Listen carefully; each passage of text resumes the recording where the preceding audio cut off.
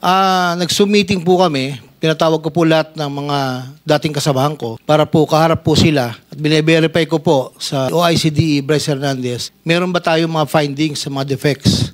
Sabi niya po wala. After the meeting po, isang kauupo lang po na construction chief ang nagpunta po sa akin. Dalawa po actually, si Engineer Galang, ang hepe po ng planning. At nagsabi sa akin na, boss, parang meron kaming nakikita na posibleng wala po. So ang sabi ko po sa kanila, August 3, 7 p.m., that was Sunday. Pinatawag ko po, lahat po sila. Sabi ko, totoo ba ang balita na mayroong mga project na nabayaran? Without my knowledge po, kasi po, explain ko lang po, ako po yung umaasa at nagtitiwala sa mga tao ko na lahat po sila nakapirma na. Sa bandang huli, ako po, yun po, aminin ko may negligence on my part. Nung pong meeting na yon, kausap ko po silang dalawa, totoo ba? At kasama po yung mga ibang hepe, ako po yung nagsabi na sabihin nyo sa mga kapwa hepe nyo, ako'y walang kinalaman dyan sa mga ganyang gawain. At sila po ay nagsalita na yun naman daw po ay paggagawa sa kontraktor. Kailan ka pinalitan ni Bryce Hernandez? June 16 po, 2025. So bago lang? Yes po, Your Honor. Alam mo, yung staff ni Senator Lacson, isang araw, 2 araw lang nilang pinuntahan, na validate nila kaagad. Na pinpoint nila agad kung saan yung ghost project na yan na sinasabi. Tapos ikaw na dating DE ng distrito na yun, hindi mo alam na meron pala?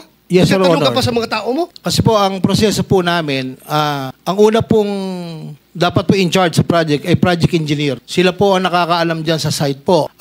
Project engineer, may materials engineer, may project inspector. Huwag na tayo magpapasahan dito lang, Kwan. You are the district engineer. Yes po. Of that engineering district. Yes, Your Honor. Ngayon, pipirma ka doon sa papilis para mabayaran yung ghost project na yan. Sir, diba? If I may explain po, Your Honor. Hindi, tinatanong ko, pumipirma ka ng papel, di ba? Yes po, para makaklaim sila ng full payment. Yes po. Okay. Ibig mong sabihin, pumirma ka ng papel ng isang ghost project, district engineer ka, tapos ngayon magmaangan ka sa harapan namin na hindi mo alam dahil inaasa mo lang sa mga tao mo sa baba. Pag may pirma sila, pirma ka lang rin.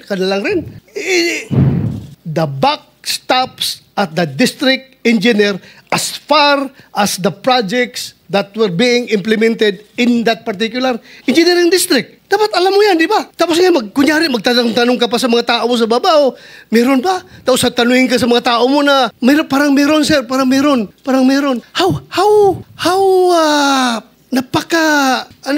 Napaka-hirap intindihin na ikaw, district engineer, hindi mo alam. Tapos yung mga tao ni Senator Lacson, one day lang nila pinuntahan yan with the use of the GPS, na-locate nila, tinanong na yung mga barangay officials doon. Sabi, wala talaga yan, sir. Wala talaga. 2 days lang ginawa ng staff ng Senado. Ikaw, you've been there for how many years ka naging DE doon? 5.5 years, sir. 5.5 years. Tapos Senator hindi mo Bato, alam na may ghost project pala. Senator Bato, I think you made your point already.